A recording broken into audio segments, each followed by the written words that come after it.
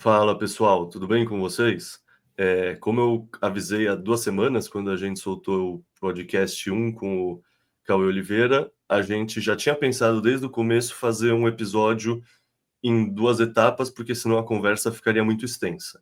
Então, basicamente, bem-vindos à segunda etapa da conversa de o que está acontecendo no mercado, no ciclo, com macro, tudo que está influenciando o preço do Bitcoin e nosso ecossistema como um todo, sem pensar só no preço. A gente começou falando principalmente da questão de que estágio a gente está no ciclo, a gente acredita se o ciclo vai se estender ou não, como a liquidez global afeta, se o M2 é a liquidez aproximadamente, ou é 100% a liquidez, etc. Ficou um capítulo muito interessante. Foi uma aula, para falar a verdade.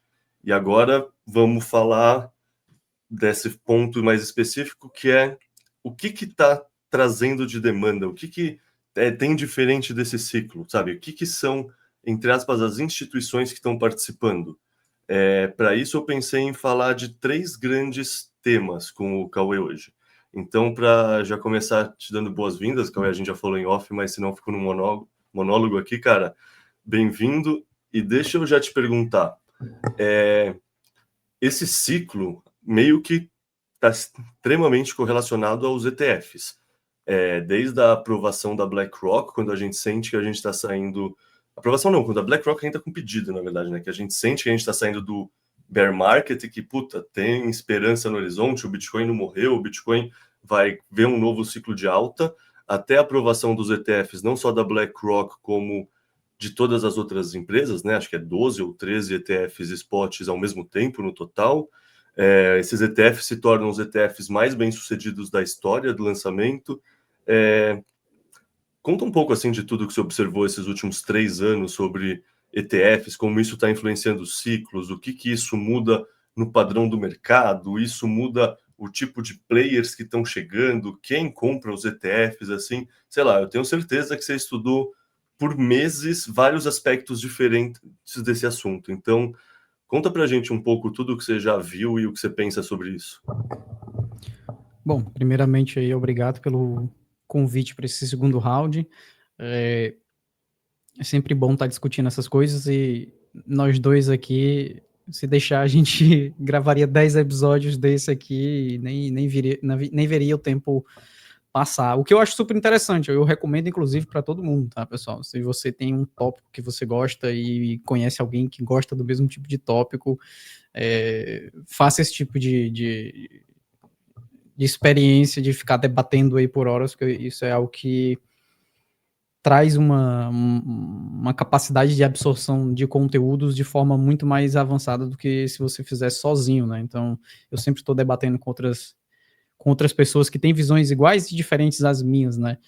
Principalmente diferentes, porque eu acho que é aí onde a gente consegue ter validações sobre as nossas próprias teses. Mas enfim, eu não vou digredir ainda agora, né? A gente sempre costuma digredir, mas vou tentar me ater aqui ao primeira pergunta, que é sobre tudo que tem acontecido na parte corporativa. E eu acho que isso é um tópico que tem tantas ramificações dentro do Bitcoin, e era natural, né? Nós saímos de uma estrutura muito mais voltada ao indivíduo e a compreensão individual do que são os ideais de liberdade e tal. Só que isso por si só não seria ali um grande drive para, pelo menos na minha visão, não seria um único e o grande drive que levaria o Bitcoin para o mainstream, né? Eu sempre acreditei, e isso é uma visão que eu tenho mais ou menos aí desde 2020, 2021, quando eu comecei a entender um pouco mais do mercado financeiro na parte de dentro mesmo, né, assim, de como é que funciona o mercado financeiro em si. Eu sempre tinha essa minha visão de que, pô, precisa ter um drive institucional, precisa ter veículos de acesso ao qual, se ficar somente no Cypherpunk ali na sua garagem, rodando o seu nó e minerando, tipo, é legal, é super válido, e eu espero que isso se mantenha existindo nos próximos anos, porque eu acho que é um componente extremamente necessário, não só importante, mas assim, vital para a manutenção do ethos, pode-se assim dizer, do Bitcoin. Mas se não tiver um tipo de financiarização ou financiarização, sei lá, não sei falar essa palavra, do Bitcoin num espectro global, a gente não ia atingir o mainstream, né? Não ia porque nem todas as pessoas compreendem nem sequer compreendem o problema, quem dirá a solução. Mas agora, se elas conseguem enxergar um ativo ao qual ela consegue se expor, que é um ativo que consegue trazer um benefício ou fiscal ou corporativo ou de balanço, que nesse caso são as duas esferas que a gente está falando aqui em principal, não é? ETFs e empresas. De um lado você tem um veículo de investimento ao qual você consegue botar o seu dinheiro numa nova tecnologia de forma bem mais fácil de execução mesmo, né? Você não precisa entender o que é um exchange, não precisa chegar numa exchange global, aí não vou falar nome, mas você chega no exchange global e você vê lá 785 botões no modo básico, né? Aí você clica no modo avançado, tem mais lá 2 milhões de botões e você fica perdido.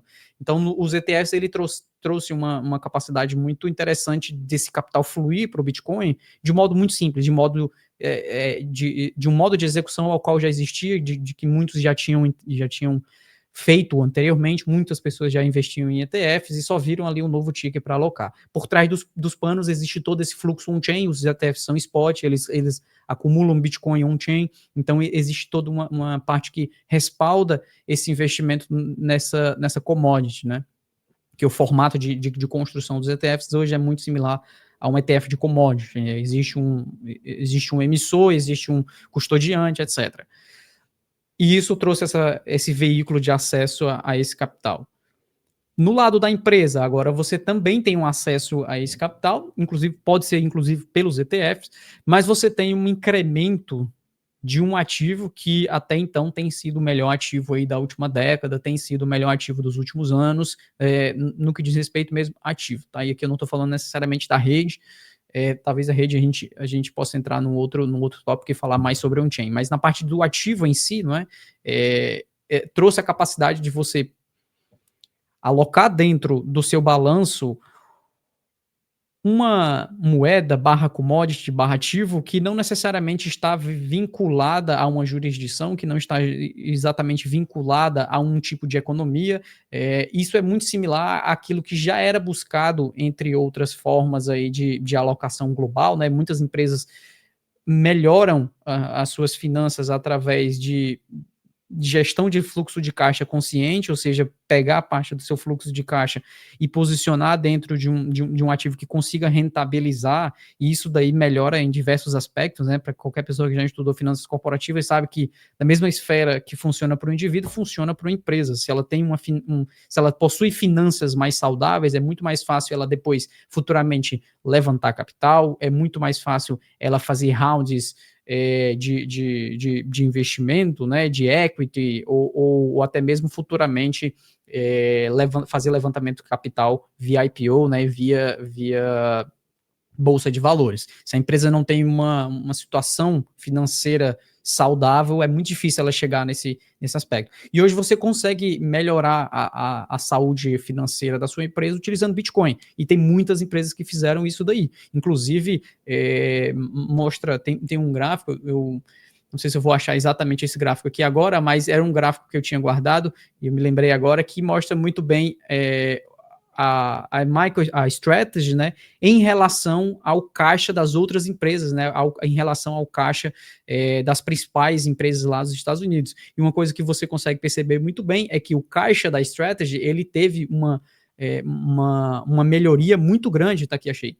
E é muito claro de ver esse tipo de coisa na parte de... Daqui a pouco eu volto para os ETFs, porque tem bastante coisa para falar também, mas ainda aqui dentro da parte de Bitcoin Treasury Companies, esse gráfico que eu estou mostrando aqui é basicamente o tamanho do Treasury, né, das reservas das empresas em relação ao seu market cap.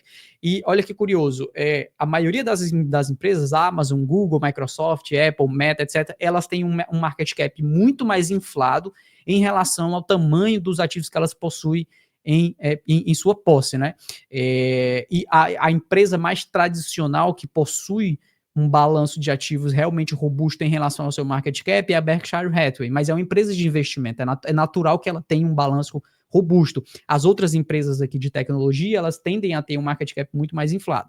E essa daqui, que você está vendo aqui, completamente diferente de todas as outras aqui que eu citei, é a Strategy. Então, ela possui um balanço muito mais significativo em relação ao tamanho de mercado dela, né? Isso é um negócio que, assim, conceitualmente eu sei, tipo, eu já parei para pensar isso, mas eu nunca tinha visto em imagens. E aquele comentário que uma imagem vale mais do que 1000 palavras, assim, imagina, tipo, seria interessante ver um terceiro gráfico com as dívidas dessas empresas plotadas juntos, que aí você vê a dívida em relação ao balanço, que as pessoas que falam, ah não, a MicroStrategy é uma pirâmide, ah não, a dívida da MicroStrategy é insustentável, e aí você vê uma comparação visual real, assim, porque assim, com certeza a dívida da MicroStrategy não é maior se você comparar com várias outras empresas. Isso que você está pegando só as FANGs, né? Só as Magnificent Sevens, mas você pegar outros tipos de empresas, assim, tipo, a MicroStrategy é uma de commodity. Você para pensar, compara com outras produtoras de commodity ou outras que trabalham no mercado de commodities e compara a dívida que elas carregam em comparação ao balanço. É impressionante essa imagem. Essa imagem, assim, vale mais do que 1000 palavras de fato. Inclusive, dá para a gente já entrar nesse ponto aí, depois a gente podemos voltar na parte dos ETFs, mas assim, na parte de Treasury Companies aqui em relação à strategy em si, né? E eu vou tocando de acordo com os tópicos que vão aparecendo, tá? Então a gente pode, quem estiver assistindo aí, já vai sabendo que a gente vai para frente, vai para trás, vai para frente, vai para trás no tópico, então tente condensar aí o conhecimento em um só. Isso daí que você falou é muito interessante, porque o que acontece? A estrutura, né, do balanço, deixa eu apagar aqui essas anotações, que é para eu refazer as anotações, que você falou, e é muito interessante, porque uma das coisas que as pessoas têm muita dificuldade de compreender é basicamente como entender a strategy em termos financeiros, né? Porque uma coisa é olhar somente a parte do ativo da empresa e tentar tirar uma ideia daquilo, tentar tirar uma visão do ativo da empresa e não olhar o lado do passivo. Na contabilidade tradicional, nós temos sempre um livro de dupla entrada, não é? Então, para quem já estudou contabilidade tradicional, sabe que não tem como você estudar finanças corporativas olhando só o lado do ativo, olhando só o lado do passivo. Você precisa condensar os dois. E aí você vai ter um lado onde você possui obrigações e o outro lado onde você possui aqui recebimentos, né? Então podemos dizer assim, no que diz respeito a balanço de ativos, e nesse caso digitais, né? Porque é o que importa aqui pra gente, é compreender o balanço de ativos digitais, que nesse caso é 100% Bitcoin. No final de 2024, nós tínhamos aí cerca de 23, e esses dados que eu vou mostrar aqui para vocês, na verdade, já são menores do que a realidade hoje, porque isso daqui condensa somente os 2 primeiros trimestres de 2025, e nós já estamos basicamente na metade do terceiro trimestre, então já avançou mais ainda em termos de valor. Mas no final de 2024, nós tínhamos um valor total de 24 bilhões de dólares em ativos digitais ali, que era Bitcoin, basicamente, na Strategy. A partir do início de 2025, nós tivemos uma mudança muito significativa em termos de contabilidade corporativa lá nos Estados Unidos, que foi a entrada das novas regras de contabilidade, que é conhecido como contabilidade de valor justo.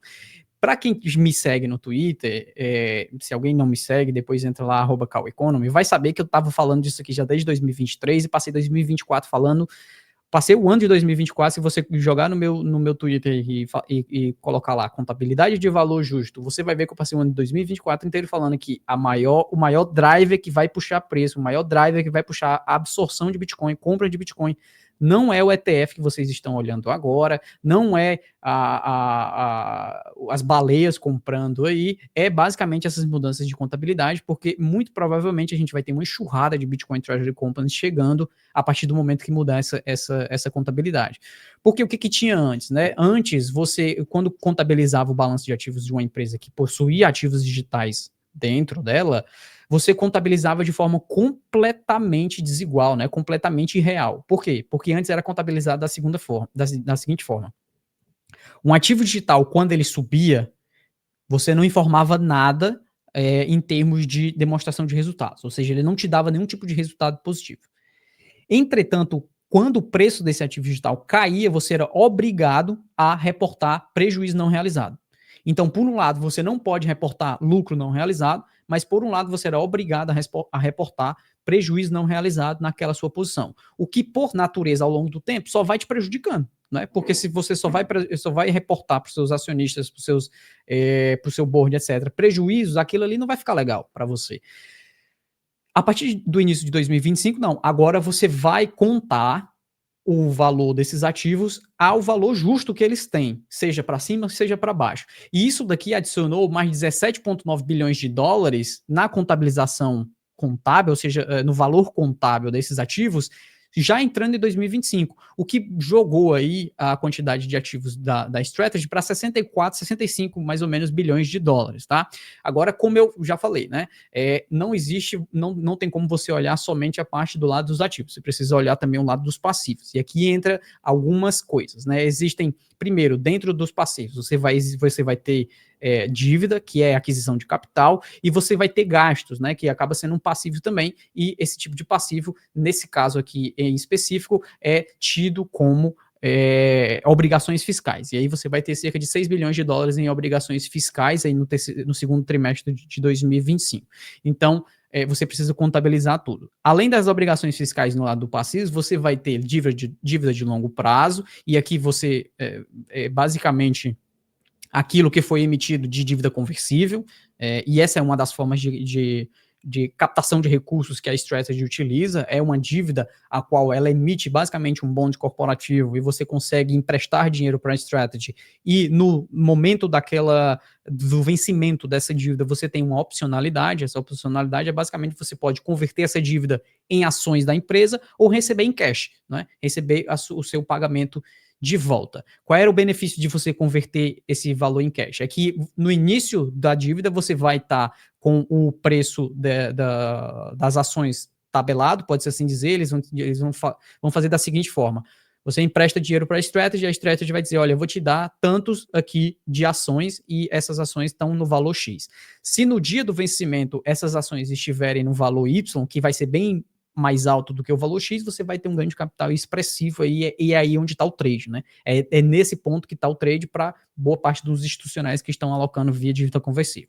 E aí depois você vai ter dois tipos de captação de recursos, através de emissão de ações comuns, né, que são a ação principal da empresa, MSTR, e você vai ter aqui ações preferenciais, e aí você entra num leque de captação de recursos que é um pouco mais abrangente, eu não vou falar de tudo aqui, porque senão a gente vai ficar falando só de strategy, mas é basicamente através desses 4 veículos financeiros aqui, que é o STRF, STRK, STRD, STRC. Cada um desses aqui é basicamente um bonde corporativo, ou seja, é como se você tivesse comprando no Tesouro Direto, né, assim, sendo bem simplista em analogia, para o pessoal que entende, é como se você estivesse comprando no Tesouro Direto, só que não é do Estado, é da empresa, e cada um desses aqui vai ter um tipo de pagamento de dividendos específico. Alguns deles vão ser mensal, outros vão ser trimestral, outro vai ser numa taxa de 10%, etc. Então vai variar. Mas no Deixa final eu fazer um comentário. Pode mandar. É como se fosse as debentures, na verdade. Não é como se fossem ações. Aqui no Brasil a gente tem as ações preferenciais e as ações ordinárias, que são aquelas com final 3 e final 4. E nos Estados Unidos essas ações também são ações e chamam preferenciais. Então, muita gente carrega na cabeça que é parecido com a estrutura do Brasil. E você está usando o exemplo como o Tesouro Direto. Ou seja, é um título aproximadamente um título de renda fixa emitida por uma empresa. No mercado americano funciona diferente do que a diferença de uma ação com final 3 com uma final 4, que só muda um pouco, sei lá, 10% dos dividendos que a pessoa recebe, por exemplo. Isso, você não está comprando aqui uma ação da empresa. Se você quiser comprar a ação da Strategy, você vai no MSTR. Esses outros aqui são dívidas corporativas, como se fosse uma dívida pública, mas num formato onde é a empresa que está emitindo. E qual é a grande questão? Né? Qual é a grande questão aqui? E daqui a pouco eu volto para o lado do passivo, a gente ainda está falando do lado do ativo. Porque a alocação feita através desses veículos aqui, eles são sustentados por Bitcoin. Então, esse é um dos principais pontos. Eles são sustentados, só que eles não são amarrados, o colateral dele não é exatamente o Bitcoin. Ou seja, quando é emitido essas ações preferenciais e quando é emitido também a dívida conversível, não está lá na cláusula dizendo que o Bitcoin é aquilo que vai ser pago para, no caso, do pagamento aqui, do reembolso, pode assim dizer, das ações preferenciais e da dívida conversível. Isso significa que se a Strategy quiser utilizar outros infinitos meios para pagar esses dividendos e pagar a dívida conversível, ela pode. Então esse é o primeiro ponto que a gente precisa entender, porque muitas pessoas falam, quando é que o Saylor vai vender o Bitcoin dele para pagar essa dívida? Ele pode não vender nunca. Se ele tiver outros meios de aquisição de capital e de levantamento de capital para pagar aqui tanto a dívida conversível quanto o dividendo das ações preferenciais, ele não necessariamente precisa vender Bitcoin. Mas calma que a gente vai chegar lá ainda. Porque para compreender a parte do ativo em si, a gente precisa compreender também a parte da dívida, né? E a parte da dívida, nós vamos ter aqui aproximadamente 8 bilhões, já é mais, tá? Tudo que eu estou falando aqui, vocês provavelmente, se forem no Google aí, vão ver que esses valores todos estão para cima, mas é o último dado financeiro oficial, pode-se assim dizer, que é o que foi emitido pela SEC, foi o último lá do último trimestre, né? Então, eu vou me ater aqui aos valores que foram os últimos reportados oficialmente. Então você tem aí um pouco mais de 8 bilhões de dívida conversível, você tem um pouco mais de quase 3 bilhões em ações preferenciais e 47 bilhões em ações comuns. E como é que se estrutura a formatação da dívida aqui da Strategy? Você vai ter aqui basicamente o seguinte, na parte de ambas, né? Então, tanto da ação preferencial quanto da... Deixa eu apagar novamente para eu refazer aqui as anotações, porque basicamente você vai ter... Enquanto você apaga, só deixa eu deixar a pergunta no ar, que eu acredito que você vai responder aqui, mas só para deixar claro para o pessoal em casa. Muita gente fala o seguinte, é viável para a MicroStrategy seguir pagando dividendos de 8 ou 9 ou 10% em cima dessas ações, da Strife, da Stretch, da Strike, da Stride, etc. Porque essa é a preocupação. Como assim ele está prometendo um rendimento ad infinitum de 10%? Isso talvez seja sustentável, talvez não seja, e aí o pessoal fala que isso lembra um esquema de pirâmide, que ele está prometendo retornos ao infinito. Tá, a gente vai chegar nessa parte Primeira coisa que as pessoas precisam entender é que hoje a Strategy, ela não é mais uma empresa de software, primeira coisa, né? Ela não é mais uma empresa de software. Segunda coisa, ela não é uma empresa simplesmente de commodity, onde ela guarda uma commodity e monetiza aquela commodity. Hoje a Strategy, e a gente pode voltar aqui um pouquinho mais para trás, nesse formato de Bitcoin Treasury Company, ela tem 3 pilares principais para você primeiro entender o que é a empresa, né? E depois você compreender o que ela está fazendo. Quais são esses 3 pilares principais? O primeiro deles é cash, ou seja, dinheiro, e aqui sim você tem uma unidade de negócios com diversas frentes hoje que vão além do software, mas podemos adotar que boa parte ainda via softwares de inteligência de negócios e inteligência artificial, que agora também eles estão aplicando, né? Mas aqui você vai ter Bitcoin for Corporations, você tem outras coisas aqui que entram dentro da parte do negócio de cash, ou seja, fluxo de caixa. Esse fluxo de caixa, cerca de 836 milhões de fluxo de caixa de sobra, pode-se assim dizer, já foi investido em Bitcoin via ali o seu balanço de ativos, né? Esse é o primeiro ponto, cash. O segundo ponto é equity, né? Então, basicamente, você tem uma empresa que é negociada em bolsa e ela, como outras empresas negociadas em bolsa, ela consegue fazer captação de recursos através de bolsa de valores. Inclusive, para quem nunca descobriu aí a história da bolsa de valores serve para captar recursos, né? Não serve para você tradear e ganhar dinheiro, tá? Hoje, sim, a galera faz isso, mas a criação da bolsa de valores, ela teve como objetivo captação de recursos. E esse é o principal objetivo para você fazer um IPO, o principal objetivo para você ter um business que negocia equity, né? Para fazer captação de recursos. E aí você tem aqui você tem quase 26 bilhões de dólares emitido em equity, é uma das formas. E aí você tem um terceiro ponto, que não existia até recentemente, né? Esse terceiro ponto aqui, que ainda boa parte do mercado não entende que dentro da Bitcoin Treasury Company, né, a Strategy, e aqui tudo que eu estou mostrando aqui são documentos oficiais da Strategy, tá? Isso aqui não foi nada eu que criei, são eles que publicam e são documentos oficiais que também são enviados ao órgão regulador, etc. Então isso aqui, nada disso que eu estou falando aqui é achismo, tá? E aqui mesmo eles colocam, ó, proposta de valor única da Strategy, ela é composta por esses 3 pontos. E esses 3 pontos aqui era diferente um ano atrás. Hoje, existe um terceiro componente aqui que é chamado de Fixed Income, ou seja, que é um componente de renda fixa. A Strategy hoje é uma empresa financeira também, então ela está dentro do mercado financeiro, uma empresa que foca em renda fixa no mercado financeiro. E ela possui aqui alguns produtos financeiros que são aqueles que eu mostrei para vocês, STRD, STRF, STRK, etc. E aqui você vai ter dívidas emitidas através das dívidas conversíveis que eles utilizam para também ter dar uma renda para aqueles que compram essa dívida conversível, e você vai ter aqui levantamento de capital através dos produtos financeiros que eu falei. E isso tudo, né? Isso tudo aqui na base.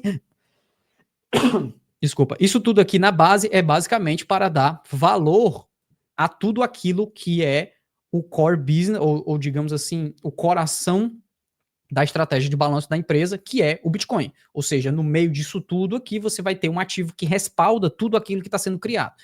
E por que é importante você entender o que respalda tudo aquilo que está sendo criado? Porque na parte da dívida, você precisa compreender que eles vão ter que pagar essa dívida de alguma forma. Mas existem alguns pontos aqui que vale a pena se situar antes de entender como é que eles vão pagar isso daí. A primeira coisa que a gente precisa entender é tempo, né? Porque o tempo é um fator muito crucial. Se essa dívida fosse uma dívida conversível para 2025, para 2026, a gente estaria falando de outra conversa, porque o timing seria muito crucial para compreender o quanto que a Strategy teria solidez para honrar com essas dívidas já no curto prazo. Só que a dívida mais próxima que a Strategy possui hoje é para 2028 e ela se estende aí até 2032. Então, você tem uma maturidade atualmente de 4,7 anos, é um período ao qual eles vão ter que pagar, num valor aí nocional de 8,2 bilhões, que é aquilo que foi emitido, né? E hoje, no valor de mercado, já passa aí de 12,3 bilhões de dólares, no qual eles vão precisar pagar aí para os seus investidores. Já na parte dos seus ativos financeiros, das suas ações preferenciais, né, que são aqui instrumentos financeiros de renda fixa, a qual a empresa fornece para investidores que queiram receber renda fixa, por isso que eu falei lá anteriormente que era como se fosse um tesouro direto, porque no final das contas, o business, boa parte do business hoje, é uma renda fixa que ele provém através do pagamento de dividendos. Esses 4 produtos aqui, eles vão pagando ao longo do tempo e eles precisam pagar. No momento atual, existe sim essa questão de que boa parte daquilo que é captado é utilizado para pagar aquilo que eles precisam pagar. Então, nessa formatação, sim, se assemelha muito a uma pirâmide financeira, porque no final das contas eles estão captando recurso, eles vão diluindo boa parte daquilo que é os seus acionistas e vão também pagando, utilizando dinheiro que vai entrando via outra captação de recursos. Isso sim é algo bem similar àquilo que é o que seria uma pirâmide financeira. Qual é a grande diferença que nós temos aqui da Strategy para uma pirâmide financeira propriamente dita? É isso daqui. É basicamente a sustentabilidade da dívida da Strategy. A primeira coisa é que uma pirâmide financeira não possui sustentabilidade nenhuma, né? A gente sabe que por mais que ela possa durar alguns anos ou alguns meses, no caso de algumas que quebram muito rápido, eventualmente ela não vai ter dinheiro para pagar todo mundo. E esse é o primeiro ponto que é completamente diferente na Strategy. Para a gente compreender isso, basta você destrinchar tudo aquilo que possui, tudo aquilo que está em ativos em relação àquilo que está em passivos. Então, você tem um valor de mercado, um valor da empresa em si, no total aí de 126 bilhões de dólares, sendo que 112 aqui é relacionado à equity. Mas na parte do Bitcoin, né, na parte de Bitcoin, que é propriamente dito, você tem aqui um valor total de 74 bilhões dessa estrutura de ativos digitais, sendo que essa é a parte de dívida, né? Então você tem isso aqui de ativos e você tem essa parte aqui de passivos.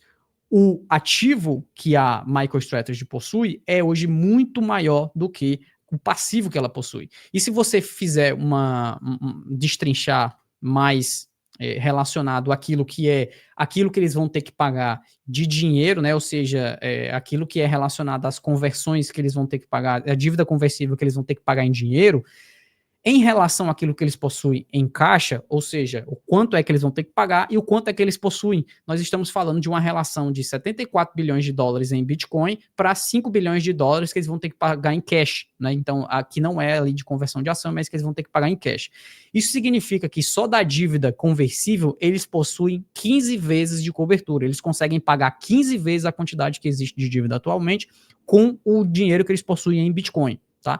Ou seja, eles não necessariamente precisariam vender todo o Bitcoin deles. Se vocês forem olhar o valor atual, nós já estamos mais ou menos em 80 bilhões de dólares. Então, se eles vendessem 10% da quantidade que eles têm de Bitcoin atualmente, eles zerariam a dívida que eles possuem de dívida conversível.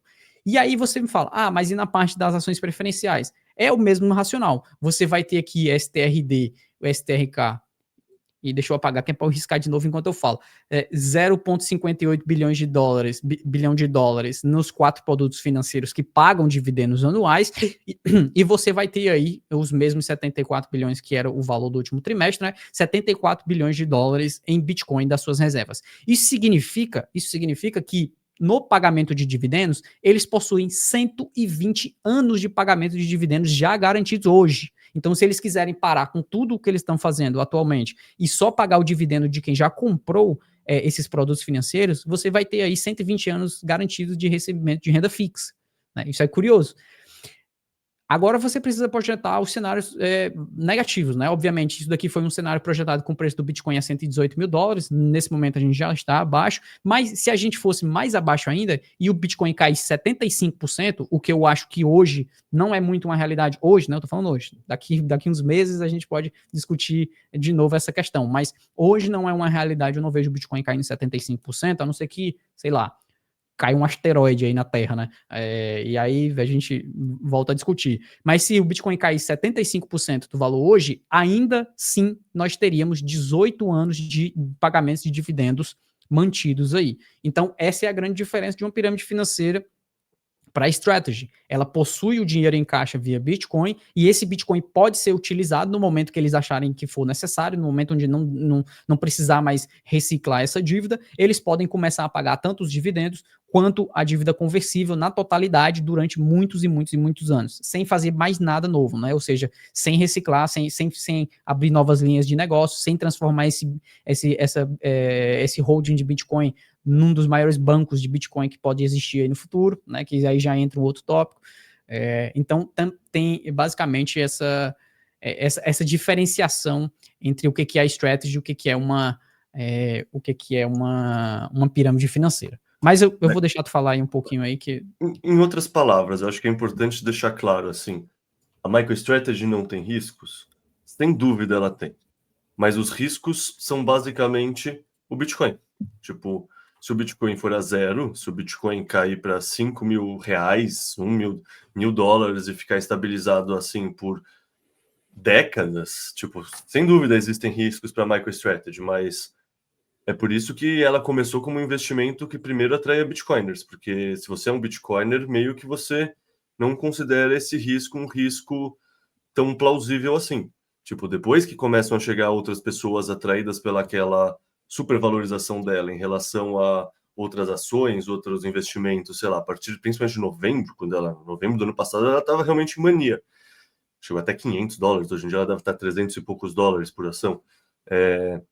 Isso que em 2021 ela estava 36 dólares por ação. Então, assim, óbvio que ela tem um risco, mas o risco não é geralmente o que as pessoas imaginam. Tipo, assim, eu acho que sendo bem transparente, qualquer analista um pouco mais crível, um pouco mais sério, um pouco mais responsável, faria essa análise que você fez. Essa análise que você fez, com todo respeito, é uma boa análise, mas não é ciência de foguetes, not rocket science, tá ligado? Cara, Tipo, você vê... é literalmente abrir o fazer um documento delta. oficial da SEC e tá lá explicado. Tipo, o que eu fiz, eu só fiz ler o que já tá lá. E fazer Nem um delta. analisei nada. Fazer um delta. Tipo, você pega, quanto tem, quanto dá para pagar mensalmente disso, extrapolar no futuro. Isso. Então, assim, o que mais me chama a atenção toda vez que eu vejo o pessoal hater da MicroStrategy, sendo bem sincero, é como mesmo a ação tem um dos maiores desempenhos recentes, assim, beleza, talvez a MetaPlanet, quando ela estava no auge, ela estava crescendo mais, mas, pô, Desde que a MicroStrategy adota o Bitcoin, ela cresceu mais que a NVIDIA. E a NVIDIA cresceu mais do que todas as Mag 7s, e Mag 7 é Mag de Magnificent. Tipo, o pessoal acha elas magníficas de tanto que elas valorizam. Então, não sei, é muito curioso, assim, porque assim, como essa simetria de informação continua existindo, considerando que é o maior case de sucesso do mercado tradicional, da principal bolsa de ações, sabe? Tipo, é muito surreal isso, é muito surreal, tipo, o tamanho de assimetria de informação que é capaz de existir no mundo, assim, sabe? Tipo, isso é uma coisa que não cansa de me surpreender, assim, tem pessoas que analistas que são pagos, que têm um puta histórico e que resolvem opinar sobre a MicroStrategy e não fazem essa análise simples. Não, de novo, não tá escondido isso, não tá na terceira derivada do raciocínio, achar essa questão básica sobre os títulos de renda fixa que a MicroStrategy emite. Tá, agora vamos lá que eu vou contrapor os meus próprios pontos e tentar invalidar a minha própria tese. Inclusive, pessoal, quem for analista, como o Caio falou aí, ó, cara, se você faz um processo de análise e no meio desse processo de análise você não busca os pontos que invalidam a sua tese, você está fazendo totalmente errado, tá? O Caio vai saber mais do que eu sou um mero estudante, o Caio já é um PhD, ele já tem um processo de pesquisa muito mais avançado que o meu, vai saber falar mais sobre isso, mas é sempre importante você listar aquilo que pode invalidar ou desconstruir a sua própria tese no momento em que você está construindo essa tese. E um dos pontos que pode invalidar, não a situação da strategy em si, mas a situação Bitcoin Treasury Companies como um todo. Eu tenho 2 pontos de atenção. O primeiro deles é, de fato, algo que é muito levantado pelo mercado e que faz sentido, é a criação de valor ou a criação de algum tipo de recurso que possa existir em relação a essas Bitcoin Treasury Companies. Se a empresa ela não possui um roadmap de como gerar valor futuro, se o único roadmap dela é o seguinte, não, agora a gente vai comprar Bitcoin.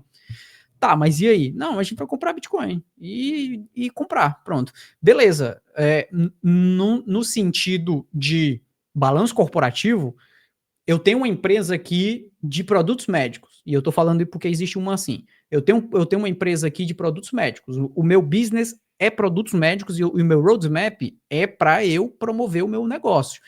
Então, o meu objetivo com o Bitcoin é comprar Bitcoin. Ah, mas você vai fazer o que com o Bitcoin? Não vou fazer nada. O meu objetivo é comprar Bitcoin só. Por quê? Porque o meu objetivo principal de geração de caixa tá lá nos produtos médicos, não tá no Bitcoin.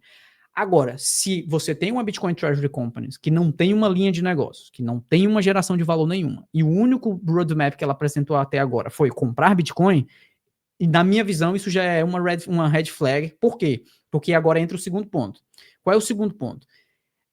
É justamente saturação de mercado. Eu sei que, tudo bem, esse é um ponto que vai ser meio tricky aqui de falar de saturação de mercado do momento onde o Bitcoin está chegando agora no mainstream. Então ainda existe um pool de capital, um pool de investidores que nem começou a molhar o pezinho aqui nessas empresas e no Bitcoin. Então tudo bem, ainda tem um fluxo de capital, ainda tem um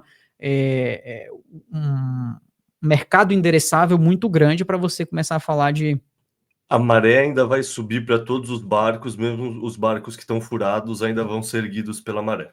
Exatamente, você ainda tem um mercado endereçável muito grande para desbravar. Mesmo assim, eu quero pontuar isso daqui, porque é do meu ímpeto, e como analista, o pessoal que me segue, os nossos clientes lá no Block Trends Pro, o pessoal que acompanha a minha análise, sabe que eu projeto sempre muita coisa no futuro, inclusive muitas das minhas previsões, eu não gosto de chamar de previsão, mas muito das minhas visões de mercado, a galera não são vistas, porque na verdade eu falei há tanto tempo atrás, que depois de um tempo a galera já esqueceu que eu falei isso aqui, eu tenho que reciclar e falar, pô, pessoal, mas eu já tava falando lá atrás. Pô, mas faz tanto tempo que tu falou, cara, que eu já tinha esquecido.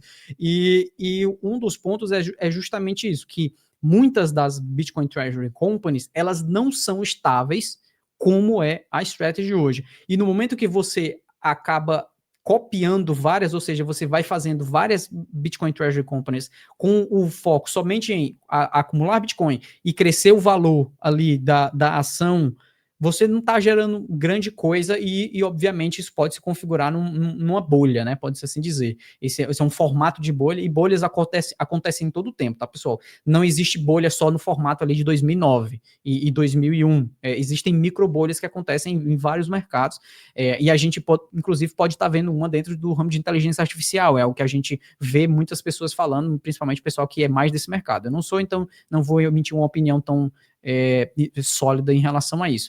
Mas, por exemplo, existem várias métricas que a gente consegue utilizar, eu vou voltar a compartilhar minha tela aqui, que é basicamente como você analisa a sustentabilidade de várias dessas empresas e, até mesmo através do MNAV, você consegue ver que existem empresas que estão bem esticadas para cima e empresas que estão bem esticadas para baixo, né? E aqui, no gráfico da Blockworks, ela puxa empresas que têm Ethereum também, tá? Então, como tem doido para tudo, todo respeito aí o pessoal do Ethereum, mas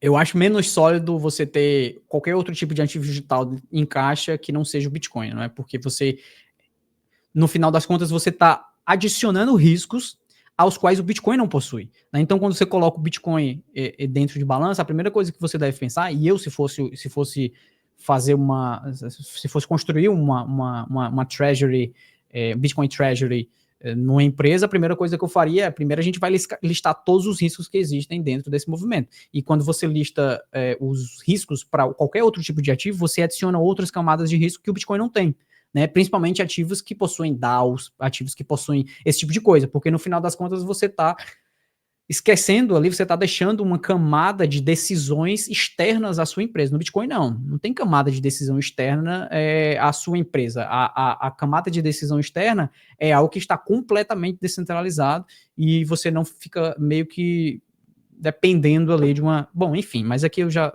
não vou me estender nesse ponto. Existem algumas empresas como a BTCM, BNC e NACA, né, que elas estão aí com o MNAV bem esticado, né? E o que seria o MNAV? O MNAV é basicamente um múltiplo do que é o valor de mercado da empresa em relação àquilo que eles possuem em caixa, né?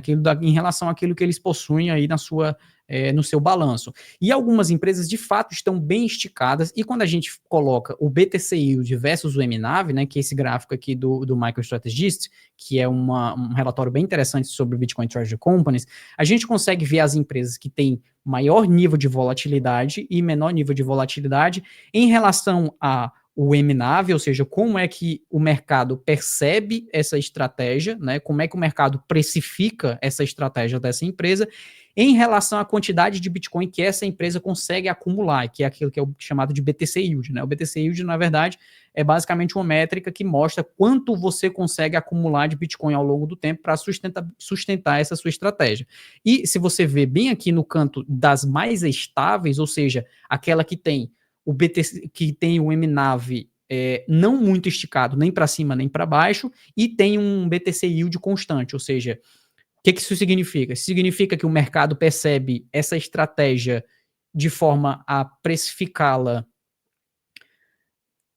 mais corretamente, não é bem corretamente, mas de forma mais neutra, pode-se assim dizer, não muito eufórico, nem muito negativo, e ela também possui uma acumulação constante de Bitcoin.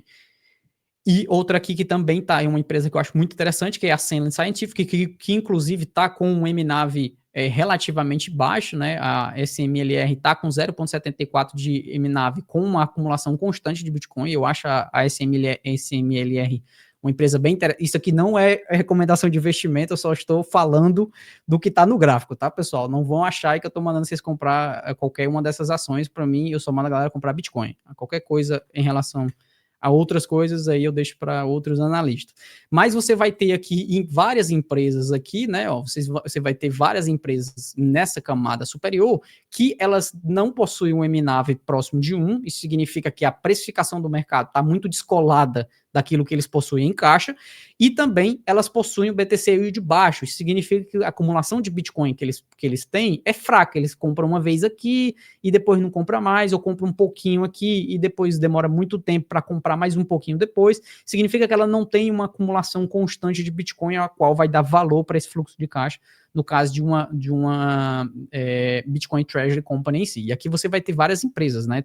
Inclusive, tem a Amélios aqui, que apesar de ter um BTC Yield que poderia ser melhor, né? Então, quanto mais para cá ela ficaria mais estável, mas ela ainda está bem posicionada em relação ao MNAV, né? Mas tudo bem, a Melius ela começou agora, a gente não esperaria que ela atingisse um BTC Yield muito rápido, muito alto, tendo começado agora, né? Então, empresas com mais capacidade de capital vão ter um BTC Yield bem maior, porque ela consegue comprar mais Bitcoin e continuar comprando, tipo a Strategy, né? Compra toda semana. Então, é óbvio que ela aumenta muito grande, dá um pico muito grande no BTC Yield dela, porque ela compra toda semana.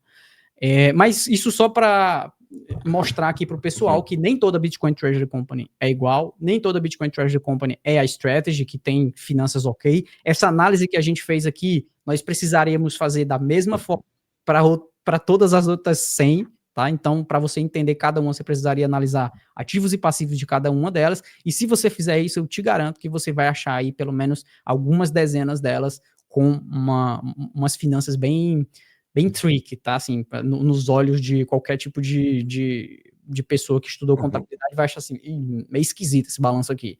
Então, num bear market, na minha visão, vai sim ter empresa aí que não vai sustentar a estratégia, tá? No bear market, vários MNAVs vão cair abaixo de 1. Isso é com certeza, uma coisa que eu acredito. Comentários gerais. Bom, primeiro, começando. A Naka que você citou, eu acho uma empresa interessante por modelo de negócio ser diferente. Não comprei, não é recomendação de compra, mas a ideia de comprar outras Bitcoin Treasury Companies quando o MNAV delas cair abaixo de 1 é algo que eu acho que vai acontecer bastante em próximos bear markets. Eu acho que o Sailor talvez faça isso, porque querendo ou não é comprar o Bitcoin abaixo do preço de custo. Ele pode resolver, inclusive, desmontar a empresa, não fazer nada com a empresa, revender as partes da empresa e colocar Bitcoin no balanço com o MNAV abaixo de 1. É algo que eu acho que as empresas que estão adotando essa estratégia, que estão sendo conservadoras, vão fazer no próximo bull market. Eu acho que bear market, aliás, eu acho que vai ter uma grande consolidação. E aí você falou da Semler Scientific. Eu gosto dela, mas eu acho que é importante fazer um contraponto também entre a Semler Scientific com a Melius, que foram duas que você citou, são duas que eu gosto, que eu acompanho. Qual é a diferença entre as duas? A Melius é um negócio que quer muito menos capital, é muito mais asset light, sabe? Ela é muito mais, consegue rodar de uma maneira muito mais enxuta, e é uma empresa que já gera lucros. Tanto é que a última compra deles foi pequenininha, foi 9 bitcoins. E eles compraram com excedente de lucro da operação. Isso eu acho muito interessante para quem é conservador e acha que a MicroStrategy, por exemplo, é pirâmide, o que eu não acho. Mas, assim, esse processo de acreditar que todas as empresas vão precisar se alavancar, emitindo dívida, emitindo ação e etc., para conseguir comprar mais Bitcoin, é uma crença que leva, assim, a bolhas, a efeitos negativos e a o mercado não ficar estável e sustentável no longo prazo. Então, assim, eu aplaudo sempre que uma empresa simplesmente tem lucros operacionais e compra um Bitcoin. Eu acho que é uma visão muito mais segura e estável. A Semler eu também gosto, mas para mim a pergunta que fica na Semler não é a questão da estratégia do Bitcoin. É a questão da você investiria numa empresa uma startup de tecnologia que é um modelo de negócio extremamente capital intensivo. É a mesma pergunta se uma mineradora de Bitcoin pode ser uma treasury company. Tipo, ela precisa muito capital. Se ela precisa muito capital e muito investimento e reinvestimento constante, será que o IBNAV dela, por exemplo, o que acontece se a Melius não fizer mais nada? Não só elas, como a MicroStrategy, como várias outras, o MNAV tende a colapsar e ela ser vista como um ETF, talvez um ETF um pouco mais ineficiente, então o MNAV 0,95 para pagar as coisas operacionais, sei lá, beleza. Uma empresa que tenha necessidade de reinvestimentos constantes no seu business e que o business seja complicado, eu acho que é fácil ver o MNAV dela podendo ser um pouco mais achatado e ficar um pouco mais negativo, assim, podendo ficar um MNAV, sei lá, se um está abaixo de 1, o outro está 0,8 em vez de 0,95, uma coisa assim, porque ela vai consumir recurso. E querendo ou não, o que é a reserva estratégica? É uma poupança. É algo que você usa quando você precisa para financiar seu negócio, para pagar as contas que você precisa. Então, você está num bear market, você não está conseguindo captar recurso, você vai usar sua poupança, é para isso que ela serve. Ela é uma reserva de emergência, ela é uma reserva para você usar. Então, eu gostei muito do que você trouxe. Esse gráfico eu não conhecia do MicroStrategy, eu achei muito interessante essa visão de contrapor volatilidade, Bitcoin yields, e aí, tipo, com isso tentar ver se está caro ou se está barato. Tipo, achei muito legal, mas não sei, no fundo eu acho importante fazer esse contraponto, porque assim, eu concordo totalmente que tem muitas visões muito diferentes, e assim, eu adoro a Semler, tá ligado? Tipo, como conceito, assim, de uma empresa que quer inovar e tá usando o Bitcoin para se proteger, para proteger o caixa, para no futuro conseguir investir. Mas tem muita gente que só vai olhar assim e pensar, puta, ela tá perto da MicroStrategy, ela tá perto do tipo, deixa eu comprar. Não, a partir do momento que a gente resolve investir numa ação, o que eu também não recomendo ninguém investir numa ação, recomendo Bitcoin, qualquer outra coisa tem camadas a mais de análises, que é qual é o business da empresa. Tipo, você falou, a MicroStrategy está pivotando o business dela, mas a MicroStrategy sempre foi uma coisa também que não precisa tanto investimento assim. Empresas que precisam de investimento, e se elas pivotarem o business, a gente conversa, mas até lá, tipo, você precisa uma ótica diferente para analisar elas. E não só isso, na verdade. Na verdade, qualquer uma das de análise de empresas, você precisa analisar a empresa. Tipo, não é só se for, tipo, capital intensivo. Tipo, tem aquela frase, né, que a mineração de Bitcoin é toda a complexidade do Bitcoin, mas toda a complexidade operacional da mineração de Bitcoin. Ou seja, tem todo o risco do Bitcoin, mais o risco do negócio em si. Isso é verdade para as Treasury Companies também. Tem toda a questão do Bitcoin. Você precisa acreditar no Bitcoin, ver valor e sentido no Bitcoin para querer se expor a elas. Ao mesmo tempo, você precisa também entender que ela tem uma camada mais de risco, que está na gestão, nas escolhas de custódia, quando comprar, quando vender, quem é o CEO, qual é o modelo de negócio. Tem essa segunda camada que eu acho que isso é pouco falado. Assim, eu acho que todo mundo hoje em dia, e isso não é você, Cauê, não sou eu, Caio Leta, isso é o zeitgeist, é o espírito do tempo dessa discussão como um todo. Ninguém fala mais do que essas empresas fazem operacionalmente. E eu acho isso um erro conceitual grave, assim, sabe? Tipo, não é só.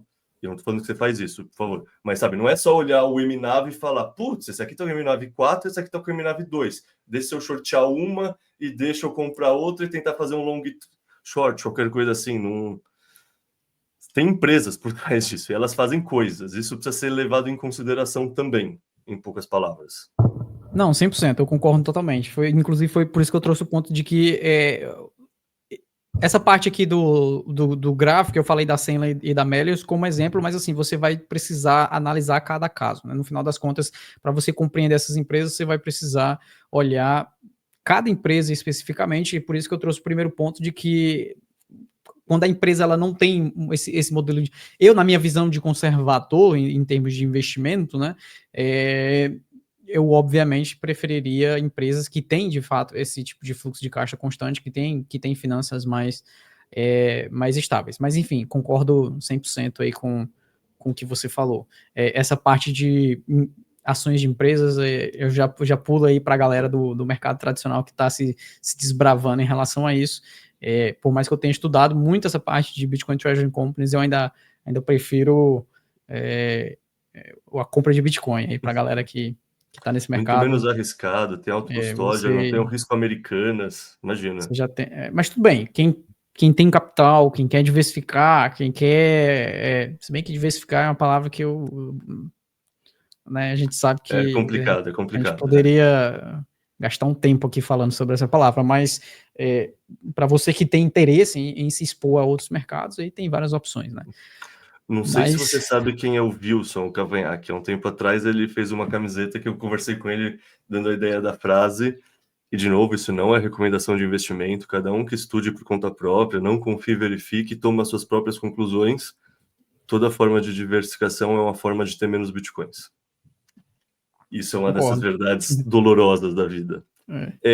Uma dúvida que muita gente fala, uma dúvida não, um comentário que muita gente fala é o seguinte: pô, eu acho que está tendo um momento muito irracional nas Treasury Companies, eu acho que elas vão ser o estopim e catalisar o próximo bear market, porque está rolando uma bolha nelas, elas vão fazer coisas insustentáveis, elas vão quebrar, quando elas quebrarem, elas vão inundar o mercado do Bitcoin com vendas, e isso vai causar o próximo bear market.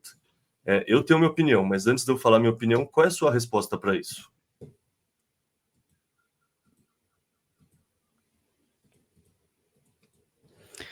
Cara, olha esse gráfico aí que eu tô mostrando. Deixa eu ver se... Puxa ele aí, ó. Esse gráfico que eu estou mostrando aí na tela para vocês é basicamente um composite, né? O que é um composite? É basicamente você fazer um índice, né? Um índice é quando você pega diferentes preços, você normaliza esses preços em conjunto em relação à quantidade, como se fosse uma média, pronto, se fosse uma média aí É um índice composto.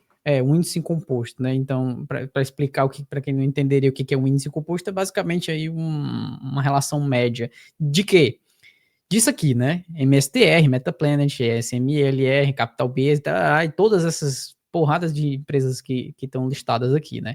E esse é o preço dessas ações em 2025, né? Do final de 2024 para 2025, e você consegue ver uma correção significativa nos últimos meses, né?